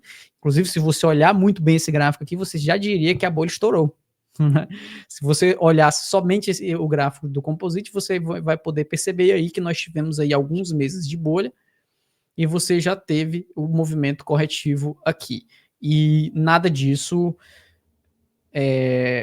resvalou de forma significativa para o Bitcoin. Então, esse é o primeiro ponto, é que nós já estamos tendo esse tipo de correção bem significativa para a galera que acompanha e que investe em Bitcoin Treasury Company, sabe que as últimas semanas aí e últimos 2 meses mais ou menos tem sido bem difícil aí, a maioria das empresas de Bitcoin Treasury Companies tem tido correções e não tem tido novas máximas históricas. Então, a gente já está vendo esse tipo de normalização de mercado, o que seria natural de acontecer, porque após grandes impulsos de alta, você vai ter aí grandes impulsos de queda também, questões voláteis. A gente está num período, agosto e setembro são historicamente os 2 piores meses para a rentabilidade do Bitcoin, ativos digitais no geral, e também mais ou menos mesmo período ali de queda no mercado de ações também. Então você tem diversos fatores sazonais, você vai ter, eu acho que a gente falou sobre isso no último podcast, não tenho certeza, mas esses fatores sazonais, eles são reais, eles existem, né? Você tem aqui o calendário fiscal dos Estados Unidos, que termina justamente agora em setembro, então você vai ter muitos fundos reduzindo a exposição em ativos financeiros justamente para fechar o ano fiscal que termina agora, justamente com as melhores contas possíveis. Você vai ter aí verão no hemisfério norte, que faz com que muitos gestores, muitos asset managers, muito investidor retire um pouco o pé do acelerador em termos de volume de negociação. Então, quando você tem menos volume ali, você acaba tendo maior volatilidade, não é? Porque se existe menor negociação, os livros de oferta, aquele que é conhecido como market depth, né? Profundidade de mercado reduz e você acaba tendo choques de volatilidade muito maior, porque uma ordem grande pode mover muito mais o mercado. Então você acaba... Tudo isso que eu estou falando é fatores de sazonalidade que a gente vê hoje. Então, esse tipo de correção já poderia ser entendido como um movimento corretivo aí nas Bitcoin Treasury Companies, que poderia ser esse tipo de causador de bear market. Por que eu acho que não é um causador de bear market? O primeiro ponto é que as Bitcoin Treasury Companies, elas não vão sofrer no bull market. Porque qual é a grande questão aqui desse argumento? É que para que a Bitcoin Treasury Companies causasse o bear market, elas precisariam ter um problema no bull market, porque a partir do momento que elas tivessem um bull market e pressionassem o preço do Bitcoin, aí nós entraríamos num bear market. Só que esse é um raciocínio que não faz muito sentido, porque se elas estão num bull market e o fluxo de liquidez continua fluindo para essas empresas, elas basicamente não têm por que quebrar nesse momento. Quando é que eu acho que elas vão quebrar? Não vai ser num bull market que vai gerar o bear market. Eu acho que vai ter um problema nas Bitcoin Treasury Companies no bear market já da metade para o final. Então, da metade para o final do bear market é onde eu acho que nós vamos começar a ter problemas de gestão aí e captação de recursos e problemas nas ações, etc., nessas Bitcoin Treasury Companies. Então, na minha opinião, e isso é caso você já tenha visto aí o podcast passado, né? E se você não viu, depois aí assiste aí o primeiro episódio que a gente fez. Na minha opinião, bull markets e bear markets são casados em sua grande composição por fatores de liquidez global. Então, a primeira coisa que vai causar bear market mesmo é quando nós entrarmos dentro de um ciclo de contração de liquidez global, que vai afetar diversas coisas, vai afetar ciclo de negócios, vai afetar atividade econômica, vai afetar, em última instância, a precificação de ativos. E aí, no momento que você tem uma menor liquidez no mercado como um todo, Bitcoin acaba contraindo, Bitcoin Treasury acaba contraindo, e se você tem um cenário de menor liquidez no mercado como um todo, a captação de recursos dessas empresas que vivem de captar recursos fica muito defasada, ou seja, a capacidade que elas têm de colocar mais dinheiro e de acumular mais Bitcoin vai ficando cada vez mais escasso, cada vez mais restrito, até o momento onde ela não vai conseguir mais captar recursos e vai precisar ainda pagar as suas dívidas anteriores e vai precisar, eventualmente, algumas delas vender Bitcoin e se desfazer dos seus ativos, o que vai acabar trazendo aí uma volatilidade maior para o mercado e algumas delas não vão sustentar a sua estratégia. Então, basicamente, a minha visão sobre a sua pergunta. O bom de conversar com você é que eu posso fazer uma pergunta e, assim, você fala em outras palavras, quase tudo que eu penso igual, eu me sinto validado, assim. Brincadeira, gente, eu concordo quando o Cauê fala que a gente precisa fazer o ponto e o contraponto, a gente precisa buscar falsear as nossas hipóteses, a gente tem que pensar se a gente está errado ou não, mas, sei lá, eu acho legal conversar com você, porque a gente pensa coisas, a gente se aprofunda e as conclusões tendem a ser coerentes. Por exemplo, eu nunca tinha visto esse gráfico do índice composto, mas ele reforça o que eu já pensava inicialmente. E o que você falou também vai muito de encontro do que eu pensava. E o que é isso? Primeiro, a partir do momento que a MicroStrategy tem aproximadamente 75% dos bitcoins de Treasury Companies, o que vai acontecer nessa cauda que vai ter muito menos bitcoin vai ser muito menos relevante para o mercado como um todo. Vai ser relevante pura e simplesmente para os acionistas dessas empresas. Pode ocorrer problema sim, mas não vai ser um problema que vai ser sistêmico. E aí, segundo, eu acredito, que a gente já falou antes, que num bear market, as empresas como a MicroStrategy, possivelmente como a Naka, possivelmente como a 21 Capital, vão estar bem estruturadas do ponto de vista financeiro. Elas têm contatos com pools de capital muito grandes, são empresas grandes e bem estruturadas. Eu não lembro o nome da empresa que o Adam Beck está criando, mas acredito que é outro desses titãs que vão existir, que vão disputar o segundo lugar, porque a MicroStrategy vai estar sempre em primeiro. Eu acredito que essas empresas menores, que vão ter que oferecer condições mais vantajosas para tentar atrair capital, que vão ser as Treasury Companies mais para longe na curva de risco e vão ter mais volatilidade, eu acho que elas sim tendem a colapsar num bear market, mas que nem FTX, sabe? É no fundo do bear market que tem uns eventos de capitulação, e eu acho que quem entra pesando a mão para comprar são outras Treasury Companies bem capitalizadas, porque é que nem falamos, se cai muito o MNAV dessas empresas, só você comprar a empresa inteira, e se o market cap dela não for tão grande, você compra a empresa inteira, que você está comprando Bitcoin com 10%, 20% de desconto se o MNAV cair. E, sei lá, imagino que isso é uma coisa que o Saylor gostaria de fazer, imagino que é uma coisa que o Adam Beck gostaria de fazer, imagino que é uma coisa que a Tether e que o Jack Mallers gostaria de fazer, porque é uma coisa que eu gostaria de fazer e que imagino que você, Cauê, gostaria de fazer. Você não quer comprar Bitcoin por $80 mil em vez de por $100 mil? Você quer 20% de desconto? Eu quero, tá tudo certo. Acho que qualquer pessoa racional pensaria isso. Então, na minha visão é isso. Eu acho que elas não causam um bear market, elas, no limite, amplificam e fazem a capitulação num estágio final de bear markets, e com isso as outras titãs entram, consolidam essa oferta e estabelecem um piso.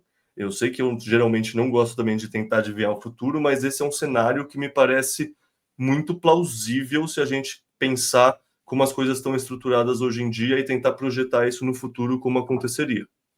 Inclusive, tem um paralelo muito interessante que a gente pode ver.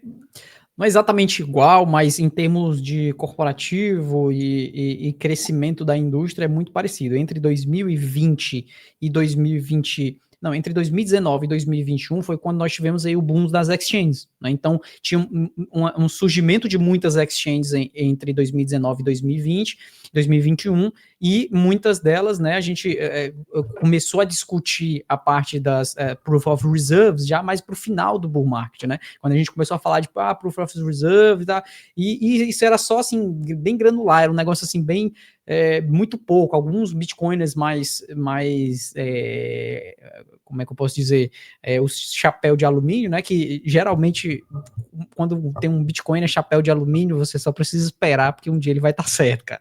É um negócio assim, doideira. Para quem sabe o histórico, sabe que toda teoria maluca aí que um Bitcoin coloca na internet, você olha assim com o olho muito calmo, porque muitas delas deram muito certo, né? Foi muito real. Possivelmente é um spoiler, né? É um spoiler. E no caso da FTX foi exatamente isso, né? A gente já vinha lá desde 2020 falando, mas porra, essas exchanges aqui estão com uma porrada de dinheiro dentro delas que elas dizem, mas a gente não tem prova on-chain, a gente não sei o quê. E aí quando entrou em 2022, o mercado começou a, mas tá muito esquisito aqui, deu aquela segunda pernada em 2021, tá faltando prova de reserva, não sei o quê. E quando foi lá para outubro e novembro, a FTX mostrou aí que não tinha Bitcoin nenhum, tava pegando esses Bitcoin, tradando aí no mercado via Alameda Research, e aí a gente teve o final do bear market concretizado por a quebra da FTX.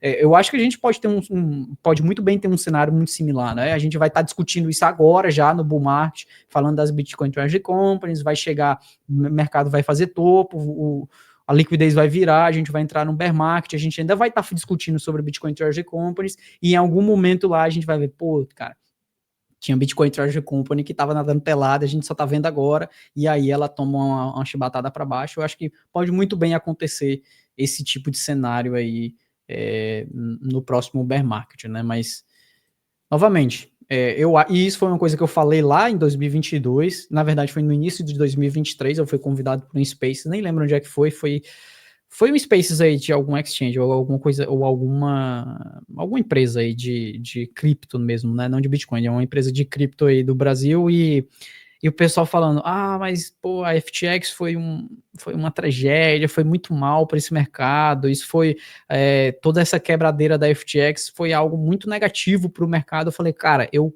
discordo 150% com o que você tá falando. Aí o pessoal ficou meio, como assim? Eu falei, cara, a melhor coisa que poderia ter acontecido nesse momento agora era a FTX pra gente. Mas o pessoal perdeu dinheiro. Eu falei, cara, mas você já ouviu falar de darwinismo, cara? As pessoas morrem, animais morreram ao longo do tempo para que outros pudessem sobreviver, e é exatamente assim que funciona nesse mercado também. Algumas Bitcoin Treasury Companies vão morrer para no próximo bull market a gente ter Bitcoin Treasury Companies muito mais sólidas, que é o que a gente tem hoje, por exemplo. A FTX faliu para nós termos e exchanges muito mais sólidos, por exemplo, a BIPA aí, né, que a gente está aqui no podcast da BIPA, para surgirem essas empresas que são muito mais fortes hoje. A gente teve, não vou citar nome, né, porque a gente está no podcast da BIPA, mas teve exchanges aí internacionais que sofreram hacks bilionários, e os caras resolveram tudo em questão de 2, 3 dias, eles já tinham resolvido tudo, já tinham recuperado boa parte dos ativos, já tinha mostrado que tinha a liquidez toda suficiente com prova de reserva on-chain. Então, imagina se não tem FTX, se não tivesse esse tipo de evento que deixasse todo mundo alerta, aí a gente teria cada vez problemas menores acontecendo. Esse tipo de coisa acontece e acaba favorecendo o mercado. Eu acho que essa é uma das situações que poderá ocorrer também. Quem estiver assistindo em 2027 aí, comenta aí embaixo se a gente acertou. A FTX ter quebrado foi uma das melhores coisas que aconteceram no mercado do Bitcoin, porque a gente sempre falava que existia Bitcoin, existia cripto, não era a mesma coisa. O momento FTX foi o momento que o resto do mundo viu que a gente estava certo e passou a ver que existe o Bitcoin, existe todo o resto. Todo o resto, na minha opinião, tende muito a scam, mas vamos falar só tende, não que é. Na opinião de outras pessoas, vendo de uma visão mais isenta, vamos falar que é um mercado de venture capital que você tem que encarar como tal. É um mercado de inovação que você não alocaria grandes quantidades de capital porque ele é muito mais de risco mesmo. Enquanto o Bitcoin não. O Bitcoin é ouro digital, ele é seguro e robusto e ele te protege de eventos de cauda como a quebra da FTX, que eu concordo com você, era totalmente previsível, não é evento de cauda. É de cauda só para quem não estava prestando atenção. Cara, a gente já está 1 hora e pouco aqui e a gente falou de Bitcoin Treasury Companies, a gente pulou os ETFs. Pois é. Eu acho que agora já ficou para um terceiro episódio, porque a gente combina de gravar 1 hora e pouco para não puxar a sua agenda, a minha agenda, então alguma última consideração sobre esse Dá pra tema? gente falar rapidinho aqui sobre os ETFs. Eu tinha uns gráficos aqui, se você quiser falar rapidinho sobre os ETFs. Até só para trazer uma atualização para o pessoal, porque eu tinha até falado que ia mostrar esse relatório aqui da River, que é muito interessante, que mostra aí os maiores compradores de Bitcoin em 2025, e em 2024 era um cenário bem diferente, né? Em 2024, os fundos e ETFs, eles eram basicamente aí, deixa eu ver, eu tenho aqui o de 2024, deixa eu ver se eu consigo achar a tabela que mostra exatamente, esse daqui é o de 2024, deixa eu ver se eu consigo achar que é tanto gráfico. Não, aqui já... Bom, enfim, eu não vou achar esse gráfico de 2024 para comparar, mas em 2025, a gente tem 338 mil bitcoins acumulados por ETFs, né? E Bitcoin Treasury Companies, cerca de 330 mil bitcoins até aqui agosto, né? E 84 mil bitcoins acumulados aí por negócios convencionais, né? Que não são Bitcoin Treasury Companies, mas que compraram Bitcoin ali para o seu balanço e deixaram em reservas, né? Em 2024, se vocês forem ver, os ETFs, eles, digamos, ia ter essa barra aqui e os negócios, eles iam estar mais ou menos por aqui. Não sei se a galera consegue ver o meu mouse, mas ia estar mais ou menos por aqui, ó. O que mostra que em 2025 agora, o tamanho da relação de empresas que estão acumulando Bitcoin em relação aos ETFs que estão acumulando Bitcoin é bem mais significativa do que foi em 2024, né? No que diz respeito aos ETFs em si, na leitura de 2024, e eu sei que você tinha colocado lá no documento, Caio, e uma das coisas que eu realmente gostaria de trazer um dado mais atualizado, mas o último dado que eu consegui achar aqui com valores específicos, né, que é o de 2024, mostra que, de fato, a maior parcela aqui de acumulação dos ETFs são de investidores comuns, ou seja, investidores não individuais. Esse valor aqui já vai estar completamente diferente hoje, tá? Então, eu ainda não consegui achar esse valor especificamente agora em setembro de 2025 para ter um paralelo. Eu não acredito que tenha alterado tanto em relação a isso. Eu acho que essa tendência muito provavelmente continuou de forma muito, muito similar. A gente tem entrada de novos indivíduos nos ETFs da mesma forma que tem entradas de novos investidores institucionais. Inclusive, boa parte desses investidores institucionais, eu acredito que estão agora alocando capital também nas Bitcoin Treasury Companies. Então, eles perceberam que existe aqui talvez esse gap informacional, né, essa assimetria informacional de que boa parte do mercado ainda não entendeu as Bitcoin Treasury Companies e eles com certeza fluíram, pelo menos é o que eu faria se eu fosse um investidor institucional aqui, e eu estou falando de hedge funds, investment advisors, gestores de ativos, market makers, bancos, etc. Pelo menos era a visão que se eu trabalhasse num negócio desse, eu falasse, pô, cara, tem aqui uma assimetria informacional muito grande, se a gente fazer um cherry pick bem interessante, a gente consegue achar empresas aqui com finanças bem interessantes para alocar capital, talvez melhor do que comprar um ETF, é comprar aqui essa empresa, a gente pode ter um upside bem mais interessante. Mas enfim, e mostra um domínio muito grande aqui do fluxo do varejo, né? Só que os institucionais, como eu falei, eles hoje estão numa parcela bem maior aqui das Bitcoin Treasury Companies, e um gráfico que é muito, muito interessante, cara, é justamente esse daqui, né? Que mostra essa dinâmica que eu estava falando para vocês, que os negócios que compram Bitcoin em 2024 terminaram ali com 31 bilhões de dólares acumulados em Bitcoin, e agora, né, em agosto, já estava em 43 bilhões de dólares acumulado em 2025, né? Ou seja, a projeção da continuação da tendência é para em 2025 eles tiverem aí na faixa de 67 bilhões de dólares acumulados em Bitcoin, né? Então mostra que talvez a gente está vendo aí a acumulação das Bitcoin Treasury Companies acima do que é a parte dos ETFs, né? E era isso, esse era o gráfico que eu ia falar aqui sobre os ETFs, que mostra também aí quantidade de capital que tem sido absorvida via ETFs spot. Eu acho que muito interessante do que você mostrou aí, cara, é o seguinte: a gente pensa que esse ciclo é um ciclo grande de adoção institucional. A verdade é que nem começou. Tipo, o que você mostrou lá, vamos imaginar que está mais ou menos constante. Era meio que um 60-40, assim, tipo, era meio que 60% ainda é capital pessoa física, e mesmo assim, no 40% que é capital institucional, muito hedge fund, muito coisa que não é focada em ser long only, focada em comprar e holdar. Isso vai mudar com o tempo, provavelmente. Quanto mais parcela de fundos e de pessoas ou seja, em outras palavras, meu pai está comprando Bitcoin via ETF, meu amigo que nunca quis fazer custódia está comprando Bitcoin via ETF, mas assessores de investimento, alocadores de capital, coisa assim, ainda não estão entrando no Bitcoin com peso via ETFs. Então, assim, uma coisa que a gente acha que é um processo que já começou e já está intenso, talvez ele esteja engatinhando e não em pleno vapor. E eu ainda digo mais, aqui naquela tabela que eu mostrei, e aqui já fazendo aí uma visão que pode ser que, bom, pode ser que eu esteja errado, e aí nos próximos anos a galera que estiver assistindo aí já muito no futuro me corrija e falou, pô, o Cauê falou merda. Mas uma das coisas que eu acho que é um movimento que pode chegar de forma mais forte agora, e a mesma coisa que eu estava falando lá em 2023, que eu passei 2023 falando que os ETFs iam ser bacana, mas o que ia puxar muito capital mesmo seriam as empresas botando em balanço. A mesma coisa eu agora coloco, já tendo, obviamente, essa parte do Bitcoin em balanço de empresas já tendo se materializado, porque basicamente já se materializou, né? Isso agora é só uma tendência de continuação, não vai ser nada assim mais... a gente só vai ver cada vez mais empresas adotando o mesmo tipo de estratégia, não vai ter mais nenhum tipo de grande drive aí nessa grande mudança, pode-se assim dizer, nessa frente, mas eu acho que existe uma frente que ainda está muito pouco explorada e que eu acho que vai puxar um capital muito grande aí para o Bitcoin, que é bancos. Tá. Por quê? Porque recentemente a gente também teve uma mudança jurídica, eu não vou lembrar exatamente como é que está essa mudança legislativa aí, mas que permite agora que bancos façam hold de Bitcoin diretamente dentro da sua estrutura.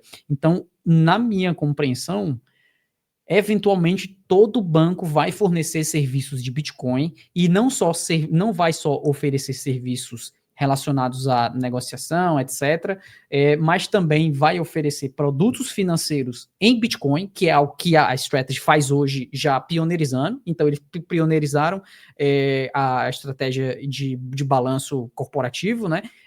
E pioneirizaram também agora a estratégia de fixed income, utilizando Bitcoin como colateral ali dessas posições para garantir esse tipo de produtos financeiros. Na minha visão, bancos também vão fazer produtos financeiros muito similares àquilo que é o STRD, STRK, STRF, porque isso já é o que está atraindo o fluxo de capital. E provavelmente. Só que a gente sabe, a estrutura bancária é um pouco mais lenta, é um pouco mais.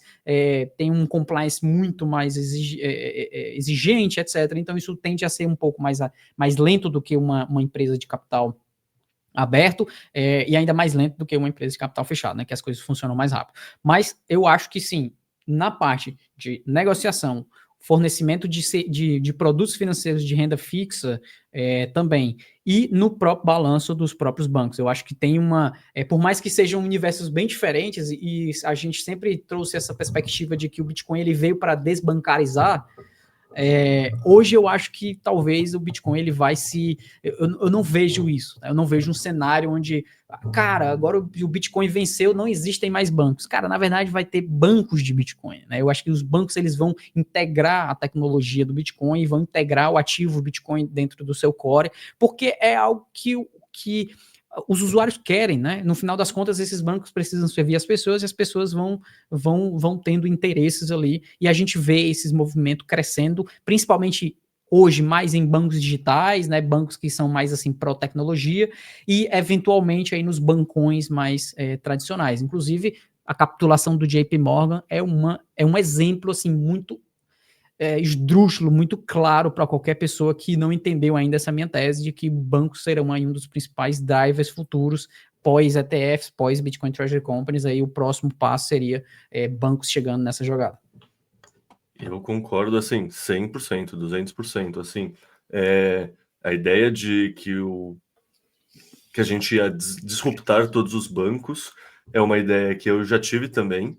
Eu acho que é uma ideia ingênua do pessoal que está mais entrando no ecossistema, que ainda é mais utópico, que ainda está mais, sei lá, tá ainda mais para a vertente utópica do que pragmática, assim. Porque, assim, mesmo o Ralph Finney já falava de bancos do Bitcoin, querendo ou não, a natureza humana demanda bancos, no sentido, ninguém não, mas não é como se 100% da população vai aprender a fazer a própria custódia e virar cypherpunk.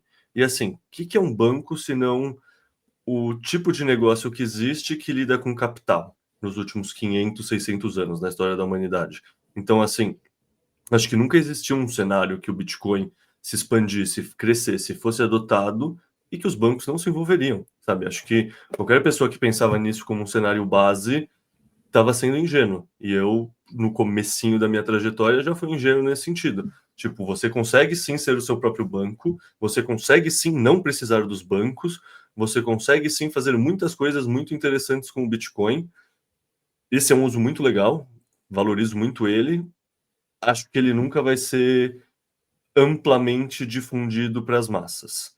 E não é porque elas vão ser proibidas, eu acho que é porque elas não têm interesse, porque elas preferem uma exposição sintética ao Bitcoin sem tocar em nenhum TXO, e ela prefere que alguém faça a custódia para ela, e ela vai estar exposta numa segunda camada do Bitcoin chamada ETF, que está exposta ao NGU, em vez de ter transações instantâneas que nem a Lightning. E é isso que essa pessoa está procurando, e no fundo tá tudo bem. Tipo, querendo ou não, a gente fala que o Bitcoin é o dinheiro dos inimigos, a gente fala que o Bitcoin é incensurável, que a pessoa pode fazer o que quiser com o Bitcoin. Então ela tem que poder fazer isso também e assim, no fundo é ser pragmático e entender que isso é positivo para o Bitcoin, porque assim, a gente está atraindo mais capital. Querendo ou não, qualquer Bitcoin que está, entre aspas, em staking, seja para uma segunda camada como do Ethereum, da Rapid Bitcoin, seja para uma segunda camada do Bitcoin, seja, sabe, essas novas que estão surgindo, Botanics, Open Labs, todas essas segundas camadas, DeFi, ETFs, no fundo, o que isso representa para a camada base do Bitcoin? Isso representa um holder. É um Bitcoin que está parado e sendo seguro para o longo prazo. Isso eu não tenho, eu como um cara que gosta de fazer o DCA e acumular o Bitcoin para o longo prazo, eu não tenho como achar isso negativo. Você está gerando mais demanda para o Bitcoin, está gerando mais escassez para o Bitcoin. Que bom, tipo, que bom que mais pessoas estão chegando no Bitcoin de muitas formas diferentes. Que bom que elas estão usando, assim, mesmo as treasury companies, assim. Eu particularmente acho que eu prefiro ter a custódia dos meus investimentos. Eu no começo da minha vivência com o Bitcoin, lá em 2021, janeiro de 2021, eu comprei um pouco de MicroStrategy, tipo uns 10%, porque eu tinha a tese que o que acontece se eu bater a cabeça e esquecer onde eu enterrei minha senha, o que acontece qualquer, sabe, se eu der errado, se eu não cuidar bem das minhas custódias, o que acontece? Então eu optei por diversificar a custódia. Eu não imaginava nada do que ia acontecer na tese da MicroStrategy, eu só pensei como um ETF 1 para 1, que eu não vou pagar taxas, todo o resto foi uma grata surpresa, eu não vou mentir, mas e isso eu estou falando para deixar claro meu, sei lá, meu viés, assim, mas é isso, no final cada pessoa tem que tomar a própria decisão e pensamento, estudar, tipo, vão ter 20 treasury companies diferentes, vão ter 50, todo vendedor vai falar que a dele é melhor, toda mãe acha o filho bonito, no final das contas, sei lá, eu tô fazendo isso aqui para deixar um disclaimer pro pessoal que está assistindo a gente, que assim, eu e o Cauê, a gente tem opiniões, a gente gosta de analisar, a gente tem visões sobre para onde vai o mercado, que empresa é melhor. Puta, a Melius eu acho interessante o que está fazendo, a Semler eu não sei se eu investiria, a Michael, sei lá, tanto faz. O ponto é, tomem suas próprias decisões, porque o Bitcoin nunca teve time de marketing. A gente sempre falou isso de diferença entre o time do Bitcoin e o time das shitcoins, que as shitcoins têm time de marketing. As treasury companies também têm time de marketing. É diferente, assim, não são um bando de altruístas defendendo o dinheiro mágico da internet. São pessoas que estão numa folha de pagamento, são pessoas que têm um viés para defender certos pontos. E tá tudo bem. Eu também tenho viés de defender os pontos da BIPA. Eu optei por trabalhar na BIPA porque eu já defendi esses pontos antes da BIPA, sendo bem transparente, né? Como autocustódia, saque grátis, etc. Mas as pessoas têm viés, é natural. Enfim, só para fazer uma síntese de tudo que a gente está falando aqui. Mas, cara, a gente já está agora 1h20. Você quer deixar algum comentário final, alguma coisa que a gente não tocou? Você acha que a gente conseguiu falar tudo sobre... Muito mais sobre Treasury Companies, um pouco... Tudo, tudo nem falando, justo, mas... tudo é impossível aqui. Não, cara, eu tenho um último comentário em relação a esse tópico lá dos bancos, um comentário em relação a esse tópico aí que você estava citando mais recente, né, que na verdade é uma recomendação, e depois eu finalizo. Na parte do comentário final sobre a parte dos bancos que a gente estava discutindo, eu acho que um dos pontos principais também, e que ainda não é muito compreendido hoje, que à medida que o mercado for avançando e a nova aristocracia for surgindo, né, que a gente vê muita galera falando aí da a nova aristocracia, que é basicamente bitcoiners antigos, as pessoas que tiveram acumulando Bitcoin aí nos próximos 10 anos, nos últimos 10 anos, e que nos próximos 10 anos vão se tornar realmente pessoas com um nível de riqueza muito considerável, elas vão precisar de infraestrutura bancária, e não necessariamente de bancos, mas eu estou dizendo infraestrutura bancária por conta de como é que funciona, como os grandes milionários e bilionários fazem hoje, muito similar vai ser necessário com Bitcoin. E como é que muitos milionários, as pessoas que têm um grande volume de capital guardado faz? Eles basicamente vivem de dívida, né? E você consegue utilizar o sistema fiduciário ao seu favor nesse sentido. Então, por exemplo, se você tem uma alta quantidade de ativos, né, que está lá imobilizado, vamos considerar aqui o nível de liquidez desses ativos, se é mais ou menos líquido, se é no imóvel, se é em qualquer outra coisa, se é numa bolsa de valores, num equity, numa ação, numa empresa, etc.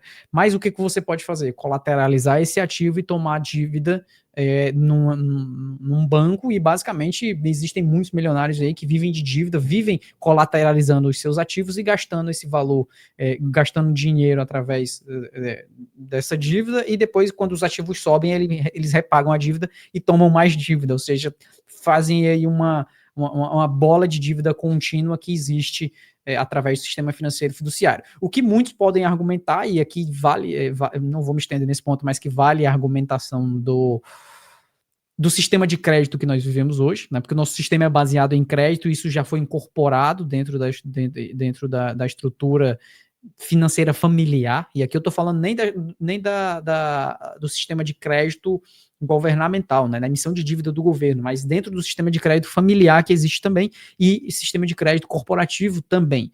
Então, as próprias Bitcoin Treasury Companies precisam de acessar crédito também. Então, eventualmente, elas também vão poder fazer dessa mesma forma, colateralizar a Bitcoin e tomar crédito com base no Bitcoin colateral. É uma forma dessas empresas adquirirem capital via crédito, e toda empresa, eventualmente, são raras aí as exceções de empresas que crescem sem aquisição de capital, ou seja, sem crédito, né? A maioria delas fazem por diversas formas, ou via banco, ou via venture capital, ou via equity, whatever. Então, no futuro, bitcoins aí com grande quantidade de Bitcoin em reservas podem acessar esses bancos e poderão colateralizar Bitcoin, tomar empréstimo, etc. Então, eu acho que esse é um tipo de mercado que só está arriscando ainda a superfície, e tem uma tendência muito grande a crescer à medida que a necessidade vai surgindo. Então, à medida que vão surgindo mais milionários de Bitcoin, e acho que já é muito claro para todo mundo aqui que Bitcoin a $1 milhão já é bem ali, a gente pode achar que não, mas tá mais perto do que a galera imagina, né? Pode chegar a qualquer momento aí nos próximos anos, $1 milhão no Bitcoin. Então, tem muito essa questão aí que vão surgir aí novos milionários nos próximos 10, 15 anos em relação ao Bitcoin. O meu último ponto que, no caso, eu falei que ia fazer um comentário, uma recomendação e depois o agradecimento, né? Na parte da recomendação, não acredite, não pense que só porque vai existir bancos no Bitcoin, porque que esse sistema de crédito existe no sistema financeiro tradicional, no sistema financeiro, no sistema fiduciário, não acredite que você não precise tomar responsabilidade sobre os seus ativos e sobre o seu capital. O Bitcoin possui uma funcionalidade, algumas funcionalidades muito grandes que te garantem um tipo de liberdade a qual você não consegue acessar através de outros sistemas financeiros, através de outros ativos e através de outros serviços. Então, não abdique da sua soberania. Se você quiser ter diversificação de custódia, eu acho extremamente interessante, mas eu continuo recomendando todas as pessoas que entendam sobre soberania digital, que entendam como guardar os seus ativos, que entendam como fazer esse tipo de coisa, porque eu acho que por mais que eu saiba que vai sempre existir pessoas que preferem o lado cômodo da coisa. Eu vou continuar batendo aqui nessa tecla sempre que eu puder, para que uma parcela, 10%, 5% daqueles que me ouvirem falarem, não, eu quero ter soberania digital. Bom, aqui você pode, né? No Bitcoin você pode. No sistema financeiro, não. No sistema fiduciário, você não tem essa possibilidade. Você está sempre nas mãos desse sistema. No Bitcoin, não. Você tem as duas possibilidades. Quer ser cômodo? Quer deixar teus ativos aí nas exchanges? Quer fazer tudo via bancos? Tudo bem, você pode. Mas no Bitcoin você tem a possibilidade, você tem a opcionalidade de se tornar soberano, de manter os seus ativos para si, de guardar isso a longo prazo de forma a que ninguém possa tomar esse seu capital. Então essa é a minha recomendação. Não descarte esse lado só porque, tudo bem, agora os bancos entraram, então agora eu só vou fazer a mesma coisa que eu já faço aqui no meu aplicativo do banco e tá tudo bem. Não, lembre-se sempre que existe essa funcionalidade no Bitcoin. E a última, muito obrigado, agradecer aí para o pessoal que esteve acompanhando, e obrigado aí ao Caio. Quem quiser me seguir lá no Twitter é @CauEconomy, e eu soltei aí, reativei o meu canal no YouTube há pouco mais de um mês e meio, e a galera tem assistido bastante, então eu tenho falado aí bastante do meu canal. Quem quiser acompanhar vídeos aí sobre Bitcoin, sobre Bitcoin Treasury Company, sobre macro e principalmente sobre análise on-chain, no YouTube também, @CauEconomy, você vai me achar por lá. Bom, perfeito, Cauê. Eu não podia assinar mais embaixo. Tipo, sempre que a gente conversa é uma aula, sem dúvida. Eu falo de diversificação de custódia, mas a mensagem para a maioria das pessoas é: entenda a autocustódia, entenda o valor de você diversificar a custódia no sentido de não ter 100% do seu patrimônio num lugar que podem te censurar. Entenda o valor da autocustódia. Acho que essa é a mensagem. No fundo, desde o lançamento dos ETFs, assim, ficou fácil que a gente não precisa mais falar a diferença entre o Bitcoin e cripto. Agora a gente só precisa falar quão importante é a autocustódia, bater na tecla da autocustódia o tempo inteiro.